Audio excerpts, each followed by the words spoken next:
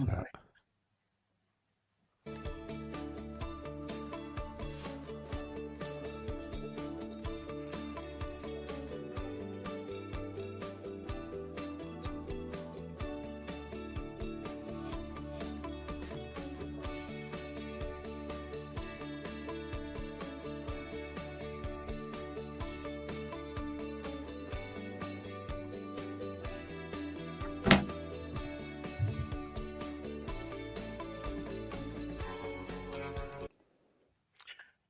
Good evening. Friday night, just gone 7 o'clock.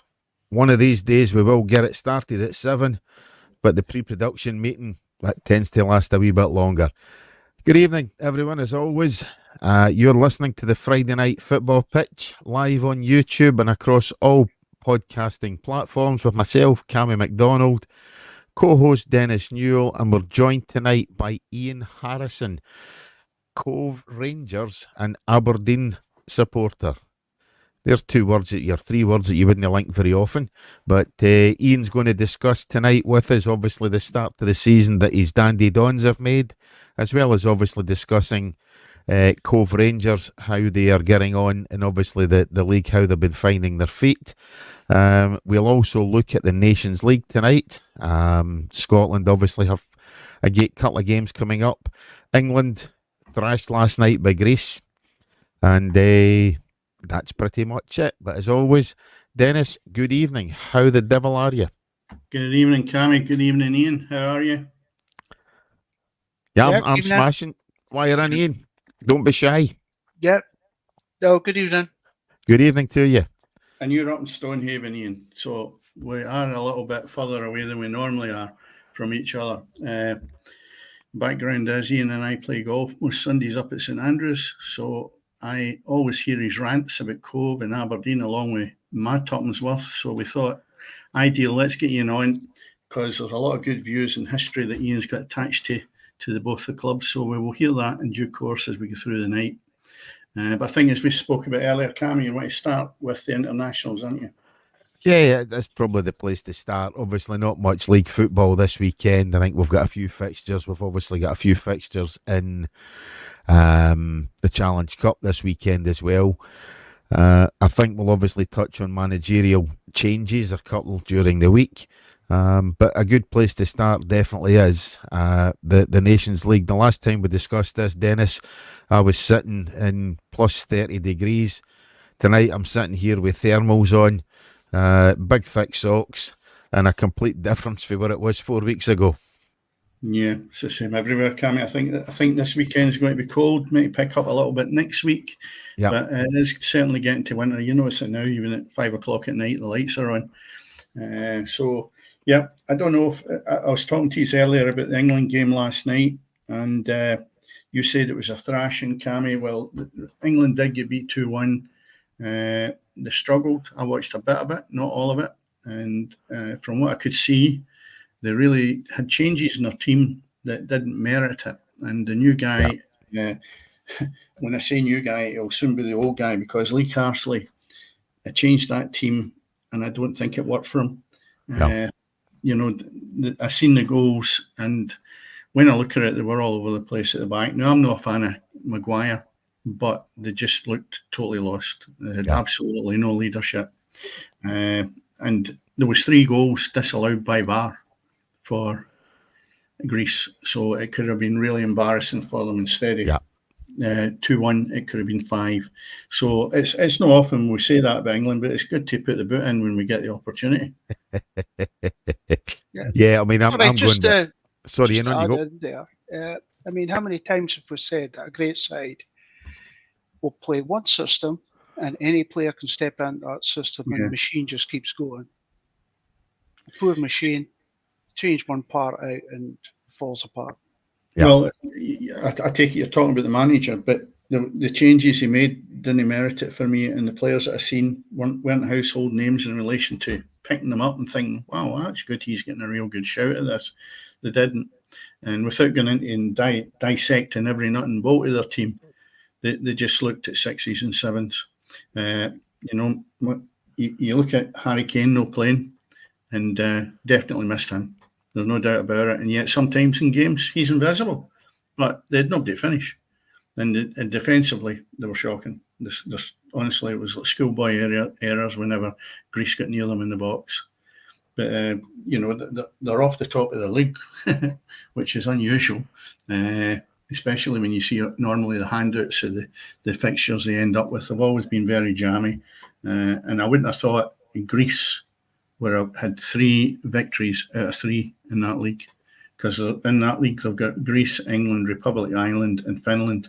England are sitting second in that league with the last game lost to Greece. So, it's not great for them. And I do think that the interim boss, his interim period actually finishes on the 17th of November, which I thought very strange when I checked it out, because I thought he was getting a bit more time than this. But after last night, I think a few people have raised that as a point where I think he will actually end up disappearing out of the job. There's no doubt about it. And I don't know who will take over. Is any ideas who you think might take that? No, I think, to be honest, that the England job's obviously very, very difficult. I know Graham Potter's been mentioned. Again, You and I have probably got an interest in that, in terms, obviously, who Graham Potter tends to bring in. Iain has as well. Iain's played golf with his assistant, Billy Reid. Yeah. So, we had a day with Billy where we played golf. And as we spoke about 2 or 3 weeks ago, it wasn't something that really was jumping out at Billy. I don't mean the England job, but going back into management. And I did see Graham Potter on some of the matches during the week. I think it was maybe Monday night. Yeah. And he spoke very well. And you think he could be back in the ring. I thought it wasn't going to be a job for him. But when you see just who's actually around, I don't know who's going to be taking this. Will they go for an Englishman, or will they go for a foreign manager, Iain?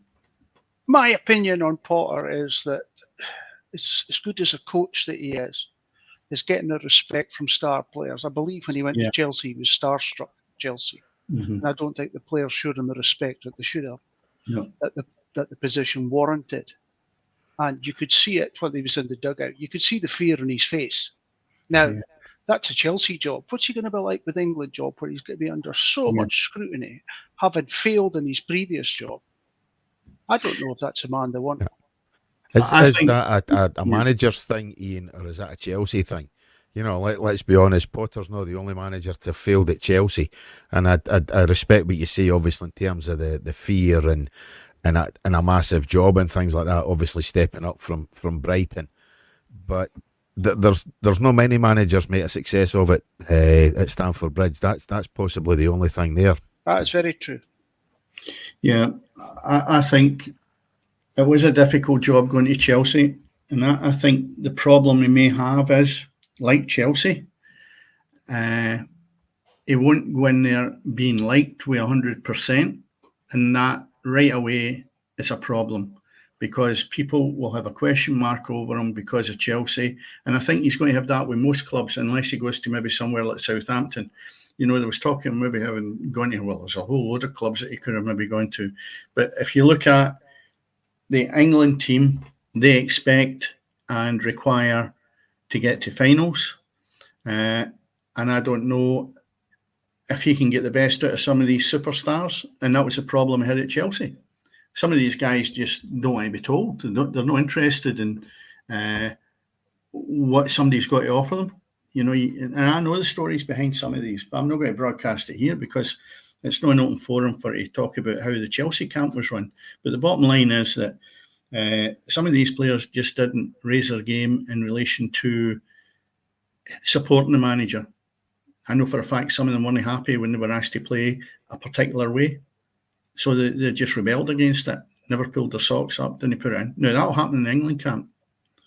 And I think that is a problem, because he's not got that presence where managers have fear and players have fear from the manager. I'm not saying we go back as far. We've talked about this before, where like McLean and Ferguson and stuff like that. But you need to get a middle ground here, where the respect is that you can, have a bit of fear into them.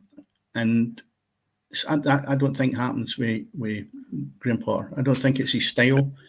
And I asked Billy, does he go mad in the dressing room in relation to it? No, doesn't do it. So maybe he'll be too quiet. But does anybody, Dennis? I mean, let's be honest. But would Gareth Southgate strike you as a manager who would send fear into his players and things like that? Obviously football has moved on. Yeah. That's the thing. Yeah, but that's one of the reasons why he's not there, maybe. Because he's not getting the best out of the players. They've got some of the best players in the world, and they've never performed at the highest level, Cammy. And that's what I think is wrong. Could you imagine Guardiola getting in there and no having that? He listen. You better believe it. I wonder what he's like in the dressing room. I bet he's no a pussycat, and that's what you need. You need somebody that's going to be firm-handed. So I don't know. There's a few names thrown into the ring with it, but I don't think the guy Carsley is going to see any further than the 17th. No, I don't think so. I think you've also got to look at the fact of these England star players, who they are actually surrounded by on a daily basis. Some of them are not the biggest stars in the club. No. They're surrounded by stardom. You look at John Stones, look what he's playing with. Even I could play with him. Yeah. So, I mean, I think they struggle from that point of view, that they haven't got the same setup that they maybe have at their club system. And that's where some of them are really struggling. Yeah. Yeah. Well, John Stones was given the captaincy last night, and he spoke after the game, and he felt sorry that it had gone that way, and he was really disappointed for himself and his team in the country, because he was honoured to get the privilege to do that. It was his first time, and he felt a bit down about it, understandably so. I mean, I wouldn't have expected Greece to have overturned England the way they did. Yeah, I thought in the championships, I thought John Stones was England's best player. Yeah, every game I thought he was solid. I thought he'd come on, and Guardiola just turned him into a really classy football player. Yeah, yeah, I think he's good. There's no doubt about it. And I agree with that one wholeheartedly. Yeah, but he was surrounded with looked like average players last night. They never gelled. That's where it was. It just didn't gel. They were at 6s and 7s, and if you get a chance to look at, especially the second goal, oh dear me, they were diving in like schoolboys. Yeah, but I think again that's something that's down to the manager rather than the players. England do have quality players, and I don't think, looking at that, most England squads, if you take likes of Pickford, Stones, Phil Foden, Harry Kane, there's players. I don't think that's guys who are going to chuck it if they have a fallout with the manager, so I don't think necessarily. I think the only thing that might go against Potter in terms of getting the England job would be that reputation that he had at Chelsea. I think Graham Potter as England manager would be every bit as successful as Gareth Southgate, and the only thing that Southgate failed to do was win a tournament. He got them at 2 finals. And I think most England supporters at the start of Southgate's term would have been happy getting to these 2 finals. I think Potter's the man who could possibly take England to that next step and have them winning one of these trophies or one of these tournaments. Well, no matter who it is, Cammy, they've got a good job. Yeah. Sorry, Ian. No, I was going to say, if you look at what Graham Potter achieved when he was down on the South Coast, he did really well, and he was a very much admired coach for his techniques and the new techniques that he brought in. And just as you say, Cammy, very unfortunate that what happened at Chelsea. Yeah, I mean, Chelsea's similar to Manchester United, and both these clubs are a shit show. Let's be honest, they are both badly run football clubs. They are both clubs where players are in charge. That there's no manager in charge there. Ten Hag's not in charge. The new guy at Chelsea isn't in charge. That's clubs that are run by players. Dennis, American football's my sport, and currently there's a manager or a coach gets sacked here during the week, and primarily that came for one of the top quarterbacks or the quarterback at the franchise. And that's what we have in football now is players are in charge. Managers don't have a sniff. Yeah, there's player powers sort of crept into the game over the last 15, 20 years, and you've always found that they have more to say because the board of directors are trying to stand up to them because they don't want the banana skin of them leaving the club.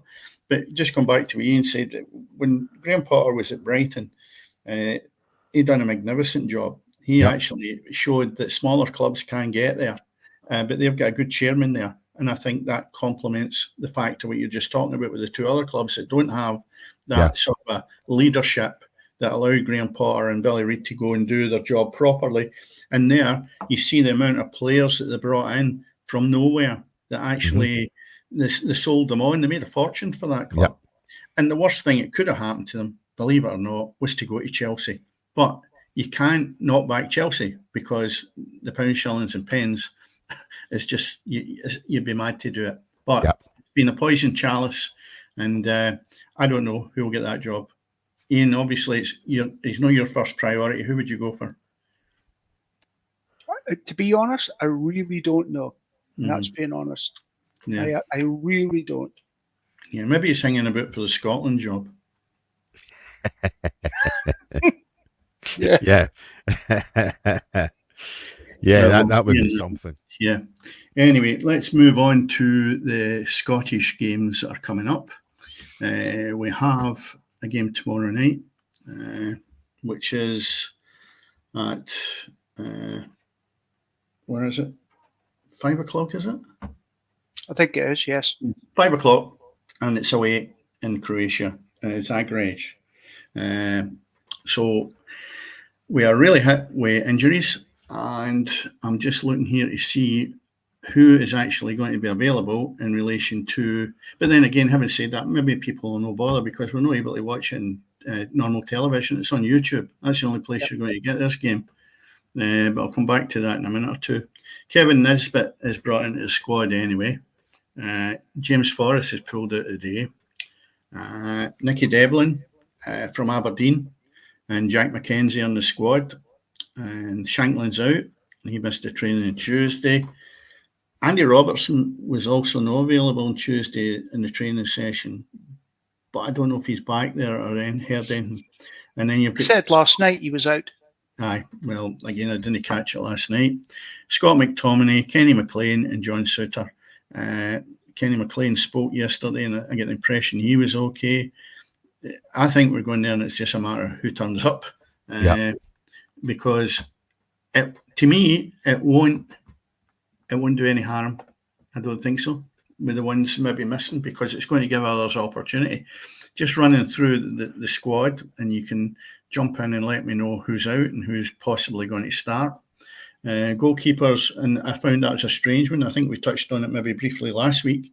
Craig Gordon back in the squad. How is he not at the Euros? I just find that really strange. I know he's in between the sticks at Hearts, but dear me, if he's either good or he's not good enough to be in the international squad. So I think he'll start with him. Angus Gunn, maybe he'll start with him because I don't think he's out. He's out. Yes. Gunn's out. Right, okay. John McCracken, Dundee.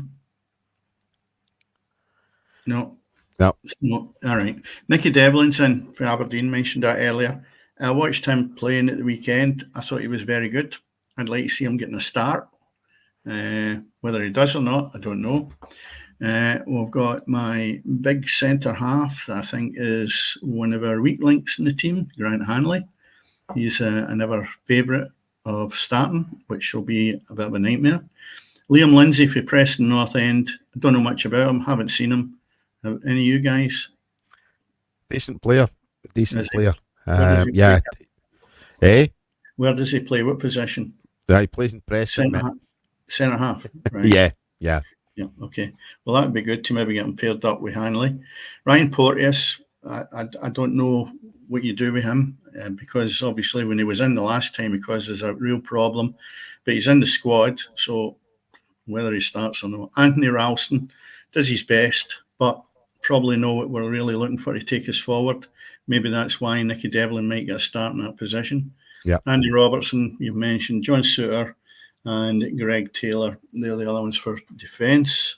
I think Greg Taylor might be as well, is he not? Greg Taylor's out, yeah. Okay. You've got Hanley, Robertson, Lindsay, Porteous, McKenzie, Devlin, Ralston, and Suter. Yeah, That's your eight. That's your more eight or less- defenders. More or less what was mentioned Yeah. there. Midfielders: Ryan Christie, Ben Doak, James Forrest, we've mentioned, out. Ryan Gold, Billy Gilmore, Andy Irvin, Kenny McLean, Scott McTominay, who's out, I think, isn't he? And Lewis Morgan. They're still shown in the squad. Yes. Gilmore, Gold, McTominay, McLean, Christie, well, that's Forrest, not Morgan, bad. Doak, Yeah, and that's- Irving. Yeah, that's no bad. Shea Adams, Lyndon Dykes, and Lawrence Shanklin. Lawrence Shanklin's out, obviously, I've mentioned Lawrence that. Shanklin's out, so Kevin Nisbet's been in. Nisbet's in, yeah. So it'll be interesting to see what your starting lineup is. I would have liked the back four to have changed, with the exception of Robertson. That's unlikely to happen. Plus, as well, it's probably a bit risky. But we'll need to see how that actually transpires. 5 o'clock's a strange time, and as I mentioned earlier, it's on YouTube. What's your thoughts on that? Freeman's taking over everything. It's only a matter of time, I think, before we lose likes of BBC or ITV or even Sky. I think streaming is taking everything over. It's obviously, as I say, it happens in other sports, happens in American football, Dennis, as I keep mentioning. So I don't think it's anything necessarily bad. And the one thing with YouTube is it's free to air, so you're not having to worry about having to get Sky or anything else, and you're going to be able to watch this game for nothing if you want to. In fact, you're going to be able to play in it for nothing, I think, as well. Well, if you use Via Player, which is hosting this, it's £180 subscription for a year. So I can't see how they're going to broadcast it free. Although No, just be saying it's on YouTube. YouTube tends to be free. Yeah, well, how come Via Player have the rights for this, for all the Scotland games? They have the rights to all the Scotland games until 2028. That's right. Yeah. Now they sold up the last series of games. I think they sold them to ITV4 or I can't remember, whatever channel it was. They sold it up, and they expected them to sell them up this time. They didn't offer them to anybody, but put them on YouTube. So yeah, with ITVX, that's ITVX. That's what that was it. Yeah. Yeah, but they haven't been able to come back, or the FA haven't been able to come back with an answer on how they're going to appease the fans. Mm-hmm. Yeah, no great. I think you're saying just that to touch on the team itself that you spoke about there. I think there's some excellent quality there in the midfield. You're right with the back. At the back, it's maybe not so good, but and up front, I think the two guys try their hearts out. But I believe that they have had a little bit of form in the last month or so. So here's hoping they can convert some of the chances. But the midfield's good. I like the look of the midfield. Midfield's good. I like McGinn in there as well, though, and if obviously he's not available. The midfield, as we spoke about on here a few weeks, is probably the best we've seen for a long number of years. But if you're not finishing, you're not defending, you can have the best midfield in the world. It's pointless. So it'll be interesting to see.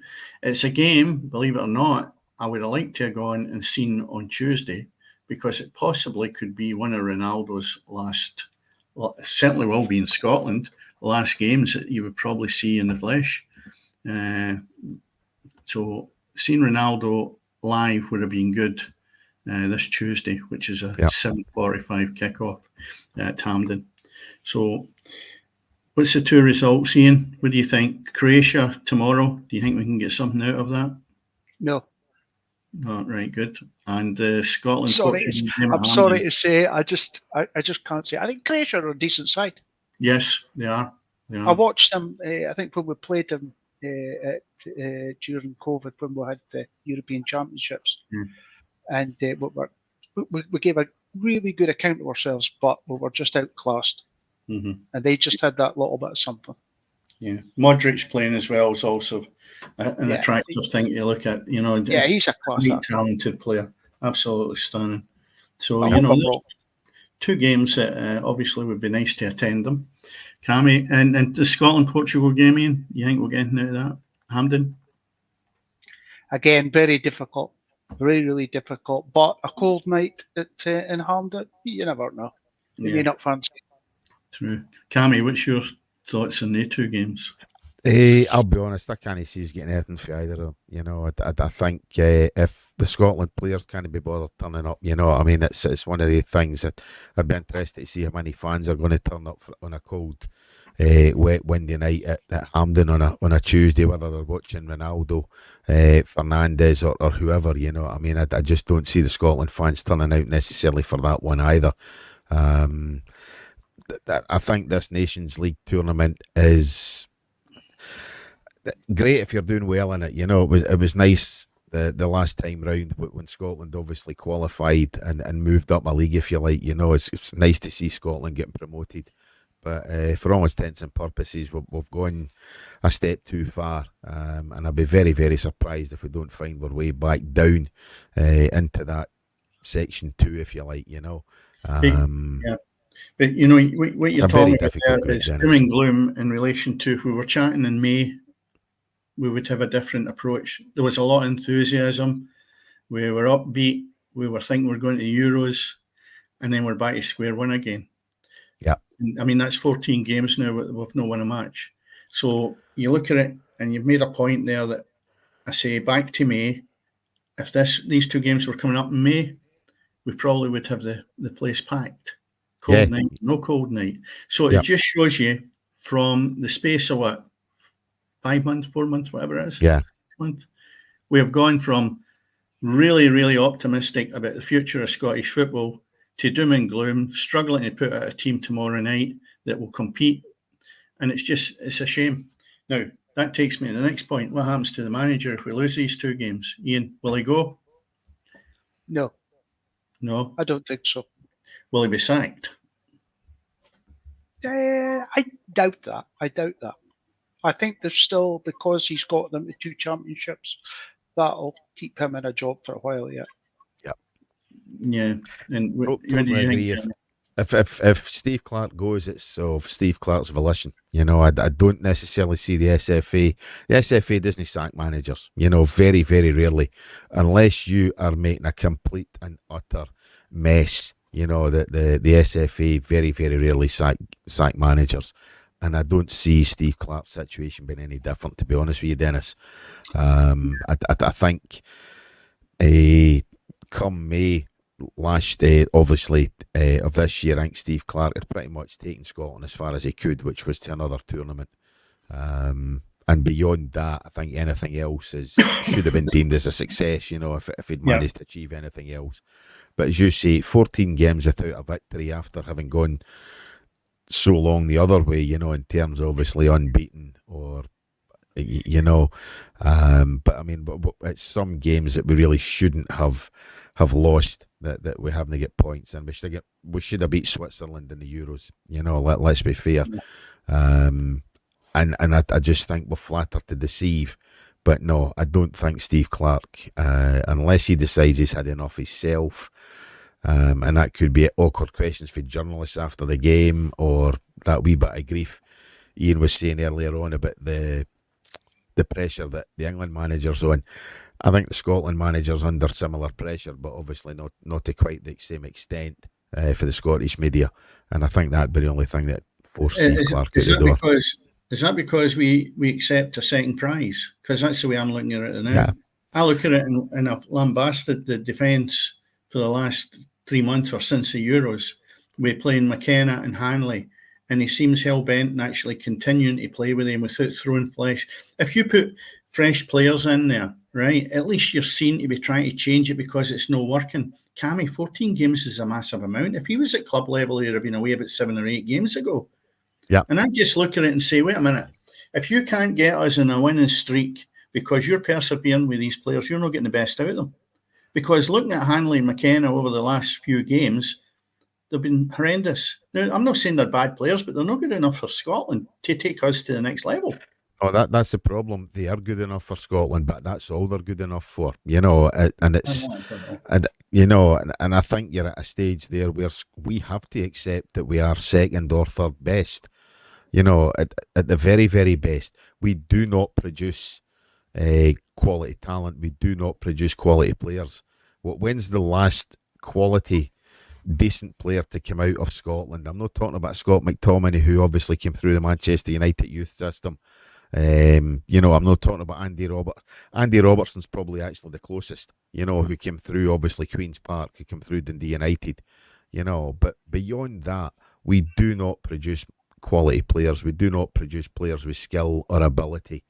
Well, I would say I would say that you've missed out on Billy Gilmore and also McGinn. Without expanding on anybody else, you've got Okay, Tierney as well, and you have Robertson. So there's 4. And if we search a wee bit more, I'm sure we could nearly get half a team that are no bad talent. But we need to see I think what Cammy's getting at is that we're speaking about centre halves. We haven't produced quality centre halves. No, or strikers. No. You know, or strikers. You know, I mean, that's the thing. I mean, look at the 3 strikers. You know, Che Adams. Where's he going to get a game? You know, I mean, it's Southampton. You know, a club struggling to get the wrong end of the league. Lyndon Dykes, QPR, the Championship player. You know, we do not produce quality where it matters. You know, yes, midfield players, great. Andy Robertson's game came from strength to strength since he went to Liverpool.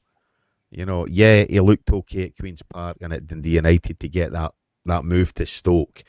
You know, but these are guys who they're not interested in staying in Scotland. They don't play for the Rangers. They don't play for the Celtics of the world. You know, Aberdeen. You're throwing in players there who are not the Willie Millers, who are not the Alex McLeish, the Gordon Strachans. You know, we do not produce players of skill, quality and ability, Dennis. I'm sorry, we just don't. No, I must agree. When I actually had a look, and there's a game on tonight, which is under 21s, and if we hadn't been on here, I was determined I should have seen if I could record it somewhere. The under 21s to see what's just available. And we're that far afield that we can't be bringing in fresh blood. We only seem to be changing that squad when somebody's injured. We don't seem to be changing it thinking, we've no won in 14 games and I really need to freshen up and changing it. No, he's not doing that. He's bringing in bodies to actually compensate for injuries. He's not bringing it in and telling anybody, we're on, you know, we need to do something different here. He's not stated that. I get the feeling he's quite happy in this merry-go-round with it. Yeah. And I'm disappointed because he did come in. He's done a magnificent job at Kilmarnock. He's came in here and I just get the feeling that it can't be handed to you. You've got to go searching for fresh blood, whether it's all over the world or somebody's granny, uncle, whatever it takes to get fresh blood in here, because we need that. Because it's proven that we've got decent players in the middle of the park. We're looking for 3 players, 1 up front and 2 in defence. It's not a massive ask. So that takes me to the next. We've got the lad Miller at Motherwell, Dennis. You know that Shug Toner's been on here twice. Talking about him getting a chance. Why is he not getting bloodied? You know, why is he not getting a shout? You know, that's players there. You're saying we're strong in the middle of the park. Yeah, well, let's add to that strength by blooding some youth. You know, don't stick with the same stagnant system that we have, you know, or the same players there in the middle of the park. Freshen that up a wee bit while you're, you know, just let's throw some strength at some strength that we have. You know, rather than searching for a striker when we don't have any options, you know. And let's be honest, if Iain could go out there and play amateur football or whatever and get half a dozen goals, he's in with a shout again for Scotland. Yeah. You know, so he's just had 2 knees replaced, so that's never going to happen. Well, I've seen him try to go to the bunkers on a Sunday. But you know what I'm saying. You know, if we're strong in certain positions, let's strengthen these positions even further. You know, or if you've got a really good midfield, that's the chance to blood somebody. Not when your midfield's crying out for somebody to grab it by the scruff of the neck. You know, so give the young lad Miller a shout. Yeah. You know, put him in a squad at least. Right, Ian. We'll finish off in Scotland till next week because obviously things will have happened. It would be great if we get a result. Iain, can you see a way forward with Scotland? Or are we stuck in this rut now? We're stuck in a rut until we actually change the thought on how we actually pull a squad together. Yep. We stop showing loyalty to players that just can't cut it, and we have to go back to the drawing board, I believe. Yeah. Does that mean then a change of manager? I don't know if it's a complete change of manager, but I think we need to be of an opinion that this is Scotland, this is how we play football, and this is the system we're going to work, and this is the type of player that we need, and MD can come into that system. Yeah. As it is, we're just sort of bit parting players in to fill holes. Yep. Yeah, that's and we're not consistent. Yeah, that's a problem. I would like Steve Clarke to continue, but I need to get results from him, right? Because I'll repeat again, the job he done at Kilmarnock was unbelievable. And how he got us to the Euros, absolutely superb. It's dipped. I know we've got injuries, but I'm just hoping we could maybe get something out of this just to give us a fresh lease of life for moving forward. I think the next ties are after that are into November. So before we get to these stages, I'd like to see if we could get something out of it. But tomorrow and Tuesday, time will tell. See if Steve Clarke stops playing with fear, you know what I mean, and stops worrying about self-preservation, i.e. keeping his job, so he's no, you know, and goes out, and you're one for shouting, Dennis, and you have been the last number of weeks, you know, about managers but fear to play, you know, managers shutting up shop. Why can't Steve Clarke do that either? You know what I mean? Rather than worry for his job, let's look at trying to entertain and try to win football matches rather than not lose football matches. Cammy, you can't do that with that Scotland team. Why? Because that defence is not capable of stemming the flow. You've got to have people sitting just in a position. You can't do that and go gung ho without saying. I'm not suggesting he goes gung ho, but I'm suggesting that he stops relying on garbage defenders and actually has a go at the opposition rather than trying to sit in tight and defend and maybe snatch on the break, which to be fair he did against in the last two games. You know, I don't think he sat in against Portugal. And I don't think he sat in against Poland either. He just was unfortunate to lose both these games. Yeah, I think so. But he did try and go for the jugular there, and he did try to get a result. So fair play to him for that. I'd rather see Scotland lose 3-2 and entertain than lose 1-0 and be absolute garbage and shut up shop at the back. Well, you know, I'd like and have the intent not to lose. That's the way I want every team to play. Yeah, correct. You know? Anyway, I didn't realise I was so damn passionate. Yeah, I know.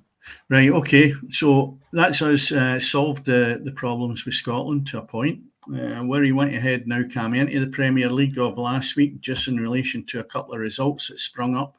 And the one I want to bring up was Tottenham. Did anybody have a look at that Tottenham result? Yeah, watch the game. Yeah, I watched the highlights. I mean, it's got to be worth mentioning. How can you be up 2-0, coasting, and lose 3 goals, not just to Brighton, the fact in the manner they actually lost it? Ask Everton. Yeah. They've done it twice. The style that Spurs play, they're always going to be leaving themselves open for that to happen. Yep. Yeah. Any other manager, if that had been one of your, say, previous Chelsea managers, your Mourinho's or whatever, at 2-0, he would have shut up shop and that would have been it. Yeah. But the big man, he's going for more. He wants to entertain. And when I read some of the Tottenham forums, I would say he's got about 50% are behind him. The other 50% have said he's got this season, then he's gone. Yeah. Well, we had, was it Andy? That was Andy Burrows on 3 or 4 weeks ago. Andy was on. He's a Spurs fan. One of my colleagues is a keen Tottenham man, and Andy was sort of looking and thinking that he might be going shortly. And my colleague is sort of saying, yeah, he's no bad in the job, but the bottom line is he's running out of time. So I think, is he taking too much from the way that it was easy in Scotland for Celtic to be attacking everybody with no fear or having to worry about defensive qualities?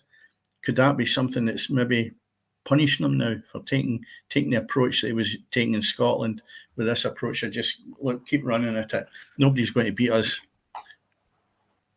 He defends too high. I mean, let's be honest. That's the problem. And if you're not going to at least sit in with a couple of centre backs, or somebody sitting on the edge of your 18-yard box, and if you're always going to defend at the halfway line, you're asking for trouble, particularly against a side like Brighton, who can move that ball forward so fast.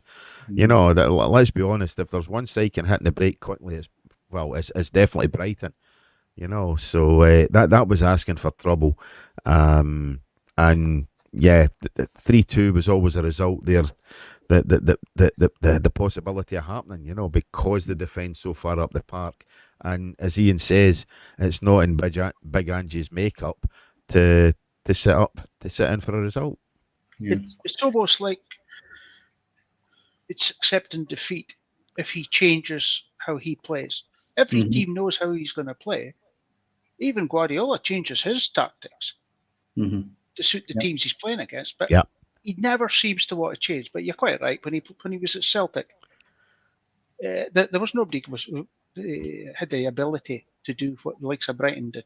Yeah. Anyway, just touching, we'll not spend too long on that because, believe it or not, time has flown in.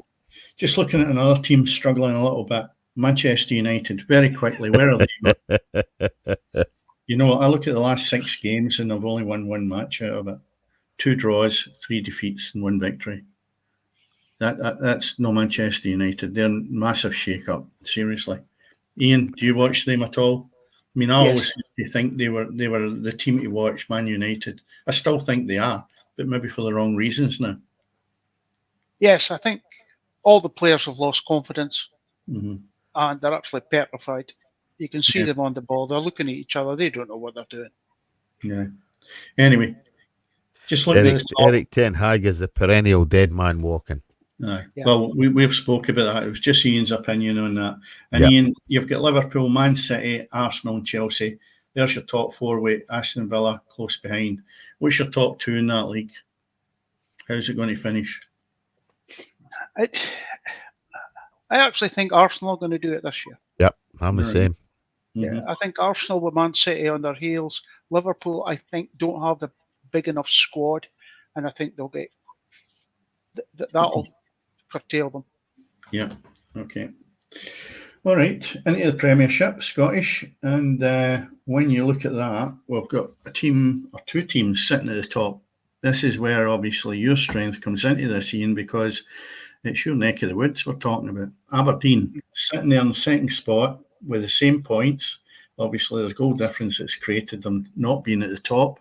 But Iain, what is the difference now with Aberdeen? You're from that. You've supported them all your life, along with Cove, which we'll touch on as well.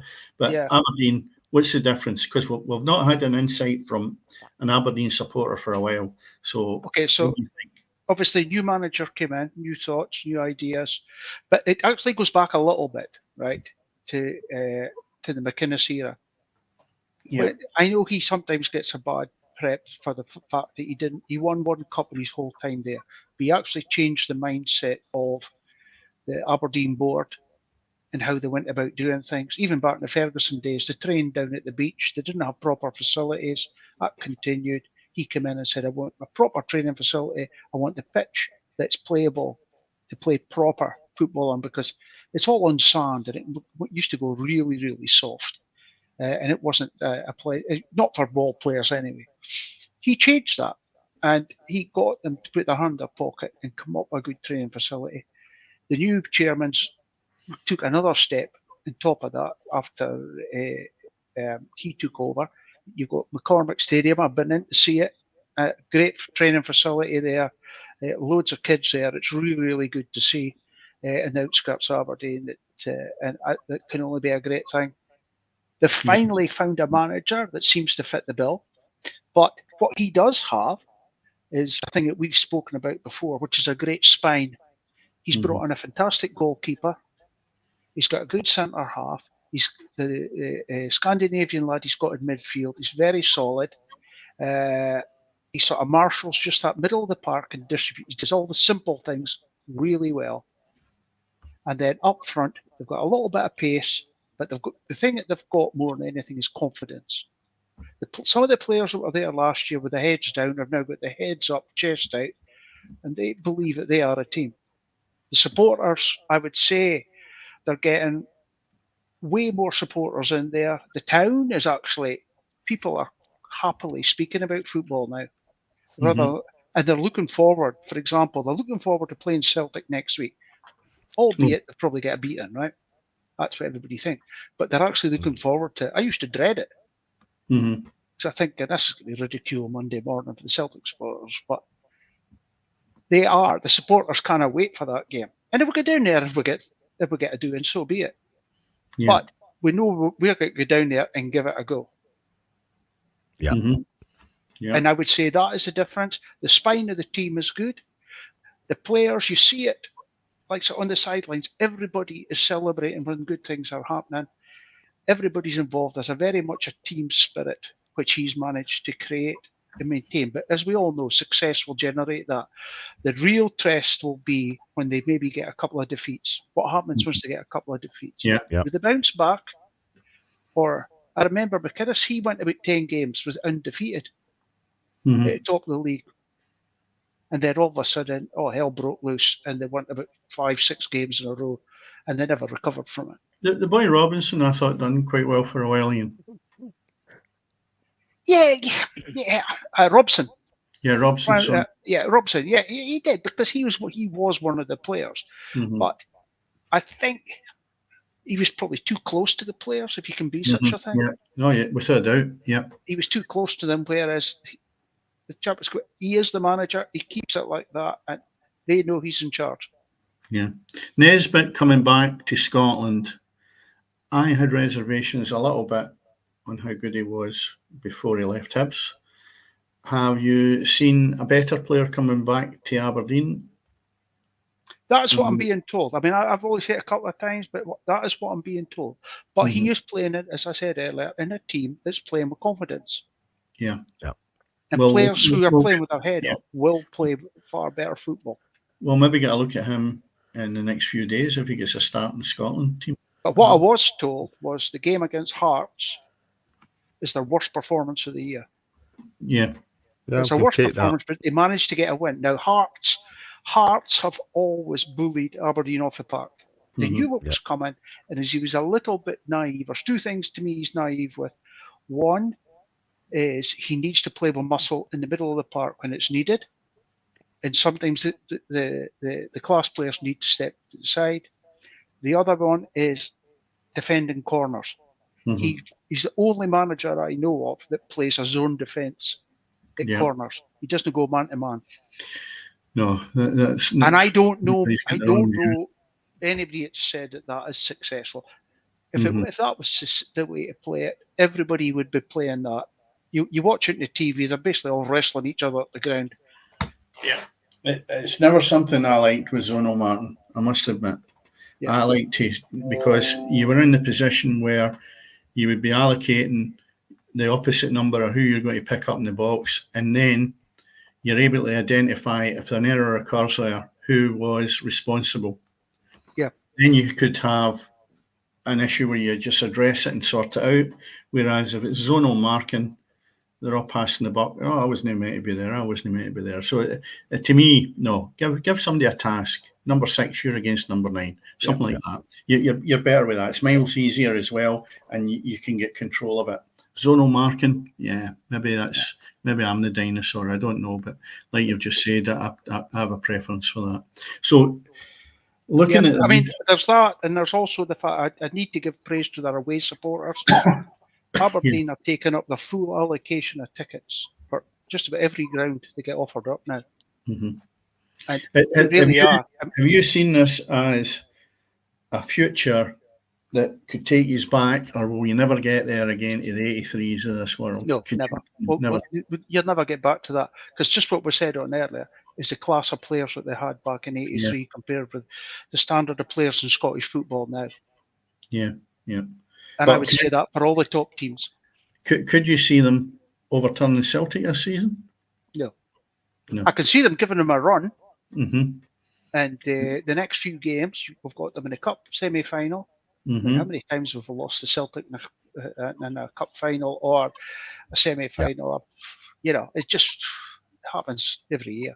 Well, I'll tell you what, it's a tasty tie. There's no doubt about it. At least Rangers maybe picking up a bit. If you look at the last half dozen games, they've only lost one. So, you can't fault them. They're picked up. They're no glamorous and they're no nice to watch. But if you're getting results and then you come up against the big boys, then your test is there again. Rangers are coming in a second wave to the point that we'll see how they got on against Aberdeen and Celtic the next time.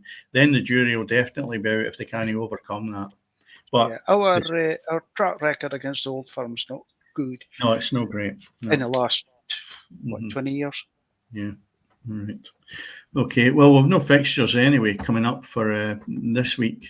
There's no point going back through it. I know Celtic scraped through, believe it or not. And when I say scraped through, it was 2-1. You're expecting a bit more from against Ross County. And then good result with Aberdeen. Rangers, good result against St Johnstone. The other ones, maybe a bit disappointing from the Dundee point of view. Well, Kilmarnock beat them 3-2. And again, was that result the point where Dundee again, like Tottenham? 3 late goals. And you look at the goal times, 86, I know. 88, and 94 minutes. You've got to look at that and go, wow, how can you lose 3 goals and you're 2-0 up at that point? I mean, that was horrendous. Motherwell beating Hibs 2-1 and Dundee United beating St Mirren. A good result. Next games are going to be the 19th of October, and that's what you're talking about, Ian. Celtic will get Aberdeen, Dundee United, Hibs, Hearts St Mirren, Motherwell, Dundee, St Johnstone, Ross County, and then the Sunday Kilmarnock Rangers.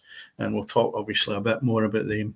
As time goes on, we will just briefly go through the next division, the Championship, which is where Falkirk drew nothing each. You look at that and you go, has that affected them? Because the last 3 games, Falkirk have lost a game, they've won a game, and they've drawn the last one. They're still at the top of the league. Yeah. Ayr United is a point below them. Do you think they've slipped a wee bit, Cammy, in recent weeks? Falkirk played very well in that game against Livingston. They were unlucky not to actually get the points. Ayr United was a good game to come back against, and I think Wraith Rovers on the back, obviously the cup defeat. I did say on here I thought that it would have been a big test for them to see if they could bounce back against Wraith Rovers. So I don't think the bubble's burst yet. Pardon me, sorry. It's only a draw. It's only it's still 4 points out of 9. Right. Yeah, well, they had the game on the Saturday where they beat Ayr United 2-0, so it's not exactly, they've got 4 points out of 6, so you can't knock that. No. Well, that's as I say, 4 out of 6 or 4 out of 9 if you want to chuck in the Wraith Rovers game. But no, I don't think the bubble's burst. And if they don't win that league, they will have a big say in where it goes. That's for sure. Yeah, we talked about this the last time the internationals were on. I'm still no convinced of where we go with these fixtures. Now we've got a game tomorrow, which is Partick Thistle playing Falkirk, and I thought you look at the rest of the fixtures are all away next week. I know you mentioned the Challenge Cup's on, but obviously that's a league tie tomorrow. We'll go into League One because I know we need to catch up with obviously your club, Cammy Clyde, and obviously still get Cove Rangers to talk about with Ian as well. So what we'll do is we will skip now to League Two, and anybody that's been trying to listen to League One headlines. So we look at last Saturday, Clyde drew with Spartans 1 each. East Fife beat Bonnyrigg Rose, great result for them 5-0. Edinburgh City got beat 2-1 with Stranraer. Peterhead went down 1-0 to Elgin, and Stirling Albion beat Forfar 2-1. We can get that out the road, and then we'll nip back and see about Cove Rangers. So, Cammy, what's the script with Clyde? First of all, I'm going to let's get Clyde out the road. Then when we're going to League One, obviously we'll touch on Cove Rangers and obviously the other big news of the week as well concerning Inverness. I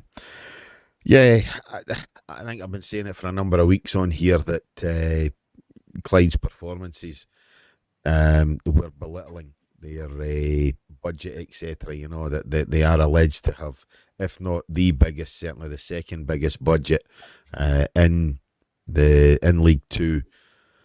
But they have not performed accordingly. You know, they raised their game for the cup tie against Partick Thistle early in the season, and the players raised their game, or the manager raised their game for a cup tie, Challenge Cup tie against the Rangers B team, which is probably Clyde's best two performances of the season, in terms of obviously for the full 90 minutes. Eventually the club has either lost patience, or Iain McCall's realised he's taken the club as far as he could in his short reign. But on Wednesday, I think it was announced that Iain McCall has left the club with the old mutual consent. Not before time. I think a number of Clyde fans, certainly around where I sit anyway, and they are very, very vocal, have been very, very vociferous in their contempt of the job that McCall's been doing. And I think a number of fans had felt that, yeah, he did well last season when he came in, and indeed kept the club against all the odds, kept the club within the Scottish League.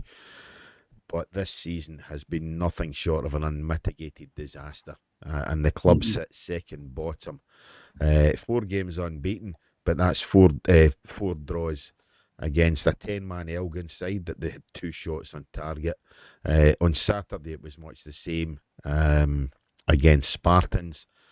Edinburgh City, who earlier in the season they beat 5-0, they managed a 1-1 draw with them at New Douglas Park. And the performance of them all, they went up to Peterhead and managed to get a 2-2 draw somehow, you know. But Clyde have largely disappointed, and it's ultimately led to Iain McCall leaving the club. Who's going to get the job, Cameron, quickly? Short term, Mark Kerr and Neil Scally, who were McCall's coaching staff, have been given the job. Certainly they've got the interim task of obviously lifting the club. They've obviously got a week to get things ready for Clyde's next fixture, which is away at Stirling Albion. And then following that, they've got the cup tie against Elgin. Yeah. Are we looking at a Hearts situation where they're getting 2 or 3 games to see if they can turn things around, or indeed is this just a short-term appointment? I think only time will tell on that one, Dennis. Yeah. But largely McCall had to leave. Yeah. Well, we'll see what happens in the future. Iain. Yeah. Cove Rangers.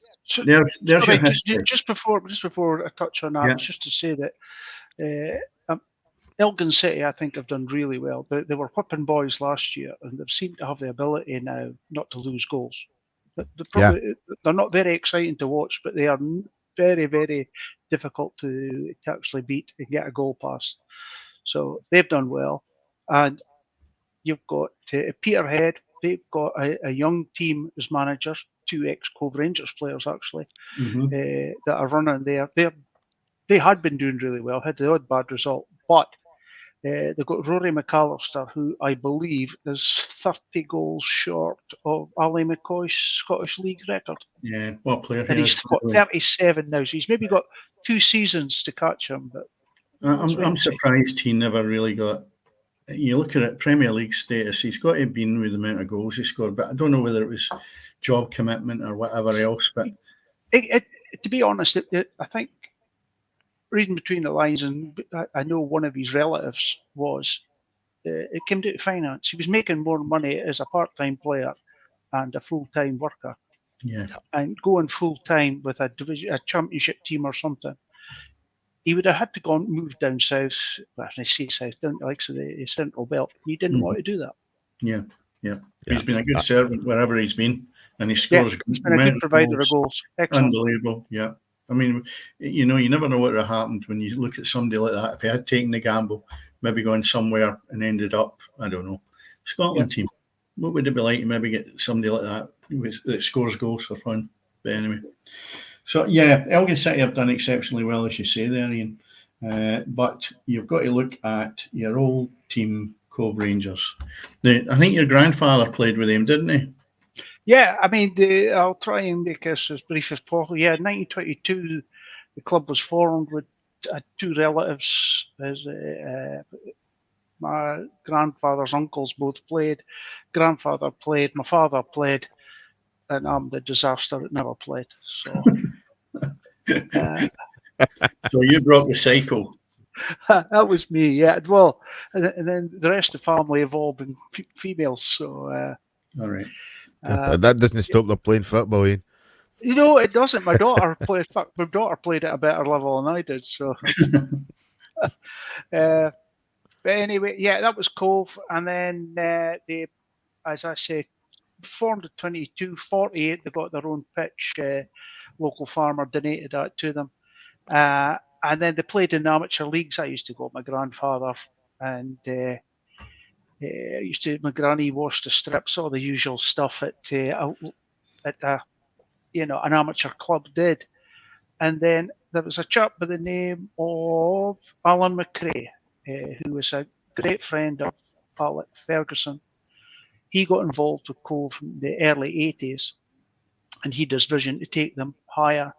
I think it was 85, or I think it was 85. They moved into the Highland.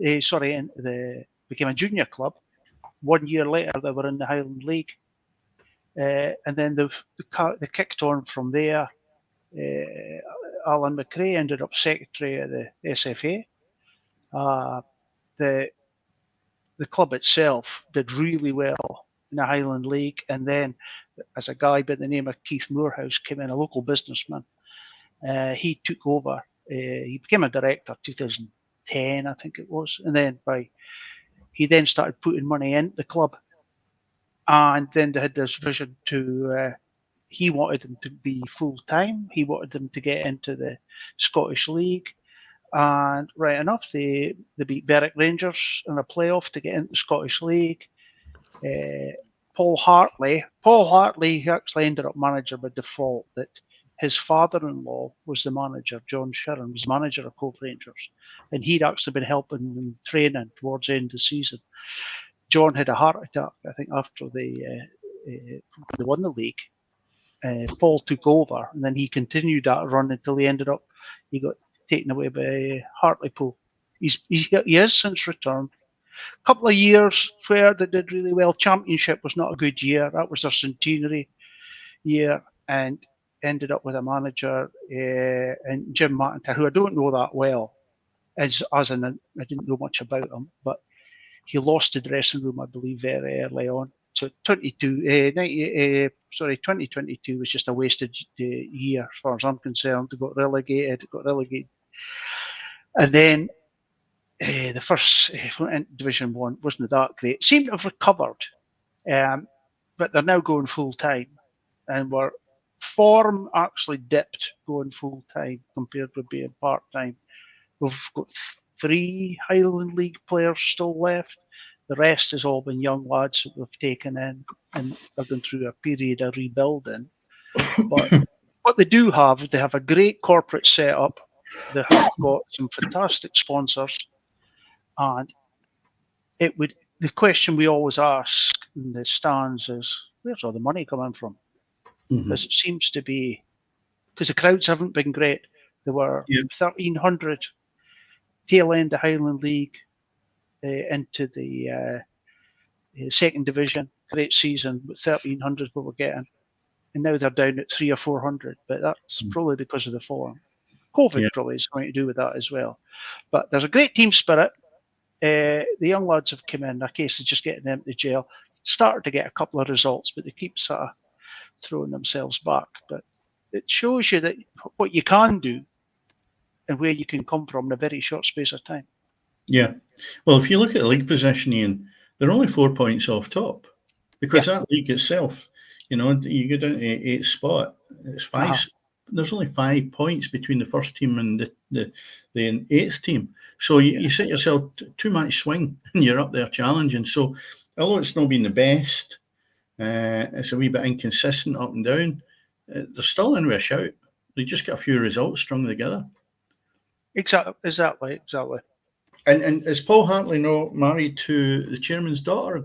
He certainly is. That's what it says. Sorry, not the chairman. He's John Sheeran is the All right. football director or something along that All lines. right. Okay. Yeah. And does that make yeah. it? Does that make that a good relationship where it's maybe quite close knit, so you get the best out of everybody from that point, or does it maybe work the opposite way? I think he's kind of in the halfway house, to be honest with the fans. Okay. I think so a lot of people would like to see him out, to be All right. honest. Okay. Yeah. And the chairman, he actually puts quite a bit of money into the club, I believe. That man, I think I looked at. I mean, I never realised how easy it was, but you go into company's house and you can see the records of all the clubs, whoever you want to go and look at. He consistently puts in high six-figure sums into the club. Amazing. Which is obviously he bucks the trend with some of the big boys who are too busy taking money out of clubs. Yeah, that's excellent. Not many people doing that nowadays. No, I mean he does. He shows every game I was at, he's always there. Away games, we're sitting in stands, pouring rain. He's there, and I'm sure with his money he could be doing a lot better, more enjoyable things. But the club is a great love of his. But as I say, he's worked on the things he's good at, which is the corporate side. As I say, the corporate, the tables, pre-match entertainment, that's full every week. You just cannot get a table. So they do a great job of that, and the sponsorship again, he does really well. Yeah, well, they had a good result against Alloa, last week when they beat them 2-0. And then you've got the next fixture that's coming up will be the 19th, and they have got Queen of the South. Yeah, Cammy, we're going to talk about Inverness Cali. Yeah, obviously, Inverness, we discussed it a couple of weeks ago. I think we maybe made mention to it last week too. It does look very, very likely that Inverness Cali will be going into administration. So, other than the fact that obviously the club's going into administration, Dennis, that probably puts your tips for that division right in the kibosh, because I can't see them making up the 10-point disadvantage and still going on to win the league the way things are just now. So, bad news obviously for if you're an Inverness supporter that it does look as though Cali will be going into administration.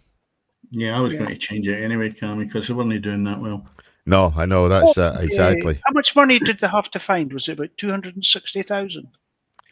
Yeah, I think so. Initially. Like that. I think they got a GoFundMe page that done 70, I think. But I think it was almost $250,000 or around $250,000, Ian, yeah. Mm-hmm. Yeah. And then they had to find something like 1.2 before the end of the season or something. Crazy. Yeah, I think so. It is absolutely crazy, that the club's just been in. It's pretty much in turmoil for the last number of years, and just a downward spiral. And it just shows you what happens if you come out of that Premier League, how drastic things can turn against you. Yeah, it's sad because I thought they were well enough supported, especially with the oil side of things up there, that you would expect somebody to maybe, like you're talking about Cove, the chairman, maybe somebody along the lines would have been sympathetic to their needs and at least bridge the gap. I mean, Inverness is a thriving town. Yes, yeah. It really is. It does very, very well. I'm really surprised. But of course, you still always got the thing that the two clubs, for people who don't know, there was Inverness Thistle and Inverness Caledonia, who were two separate, they're two rivals in the Highland League who've sort of formed together. And there was many people said, no, I'm not going to watch that. And they didn't. So they lost a lot of supporters through that. Yeah, but you're going back a long while. I remember exactly who came together, and I think I wouldn't say they all buried the hatchet, but I think the Inverness has been well enough supported, and they have served their purpose really well as Inverness Cali Thistle. So it is disappointing, and I just hope they don't go to the wall, to be honest, because it will be sad. You need a team there. But anyway, finishing up, we have. He's not taking a wage. No, well that's decent. Sorry, what was that? Duncan Ferguson. He's declined to take any wages until they get out of this mess. Well, that's only right, because the job he's done as manager, he doesn't merit a wage anyway. Unfortunately, you know, I mean, they really have been nothing short of disaster since he took over. You know, I think you're looking at a guy there who's been a manager for over a year, or almost 2 years, between Forest Green Rovers and Inverness Cali, and I think you could count on your one hand the amount of wins he's managed to get at both teams. Well, he's played 9 games this year and only got 1 victory. Quite a few Yeah, draws, right? but then when you take that last year, and as I say, I don't think he managed to get a win at all at Forest No. Green. You know, so as I say, he did great when he stood in at Everton. You know, but You wouldn't mess unfortunately, about. I'll tell you what, you wouldn't mess about with him in the dressing room. no, that's true. You know, but Mhm. unfortunately, just doesn't seem to be cutting it as a manager, as I say, other than when he was, I say, at the caretaker gaffer, the interim manager at Goodison Park. Mhm. Well, tomorrow we've got the Scottish Challenge Cup 4th round, and they actually are away to Livingston, Inverness, so that'll be an interesting tie, 2 o'clock kickoff. The Yeah. other ties that are going to be played tomorrow is Dunfermline have got Kelty Hearts, where 1 o'clock, say it right, 1 Local o'clock. derby. Yeah. Airdrie have East Kilbride, a 1:30 kickoff. Ayr United, 2 o'clock kickoff against Peterhead, and as I've mentioned, Livingston against Inverness Cali at 2 o'clock. Obviously, they've been played early because the Scottish match is on at 5. And I suppose that rounds us up from covering a fair bit there. We crammed in. I know there was plenty more you could have spoke about Cove, Iain, because I've heard quite a bit more, and we'll definitely try and get you back on again to expand on it when they climb up the top of that table. Here's hoping to do, yes. Yeah. Okay. Well, I think that sort of draws it a close, doesn't it, Cammy? Because you are always complaining we run over, so we're 12 minutes over. I'm beginning to wonder how we managed to talk for 71 minutes when there's not a great deal to talk about. So, Cammy, yeah, fair I can play. rattle my gums for 4 hours on the golf course with Ian on a Sunday. This is a stroll in the park. Fair enough. True. Fair enough. Ian, does he give you a chance to talk? I do a lot of listening. I was going to say that. Yeah. I do a lot of listening. He's a good listener. Don't get much golf played, but he's a good listener. And who buys the rounds at the end? Well, we just head off. We'll head off. It's breakfast we have. Aye, fair enough. We're up there early. We have breakfast before we go out, and by the time we finish, we just go home. So, yeah, good Sundays. Look forward to it every week. Yeah, good laugh. I'm just trying to find out who would loosen the purse strings the most out of you and an Aberdonian, you know. So that was all. Oh no, Ian doesn't have a problem like that. No. No bother. Well, listen, guys, thank you very much as always. As I say, we've managed to chat for well over an hour on International Week. Yet again, we keep thinking, Dennis, the International Week will be a short show, but no, it never turns out to be that way. Mm-hmm. So thanks very much, Ian. I hope you enjoyed yourself tonight. I did indeed, yes, thank you. Yeah, good. We'll get you back on at some point in time, as Dennis says, perhaps when Cove Rangers climb that table, or when Aberdeen get that elusive victory over either half of the Old Firm. Yeah, that'd be great. You'll definitely do that. So next week, Dennis, will probably be looking back at the Nation League's fixtures, and obviously ahead to some league bread and butter stuff. We might even know who the Clyde manager is next week as well. So there'll be a lot to talk about. Can't wait on that one. Yeah, I'll need to stay up at night to see if they release it in the middle of the night. Hey, don't talk about the middle of the night. I've got a game on tomorrow night. They don't even go there, you know. So that'll be a late one for me. But that's going to be the game of the season so far. So there we are. Anyway, enough about that. It's a football show, not an American football show, despite the flag at my back. Guys, thanks very much as always for joining us. And as I say, tune in more next week. Like, subscribe, comment, and share with your pals. Good night. Cheers, Ian. Okay, thank you.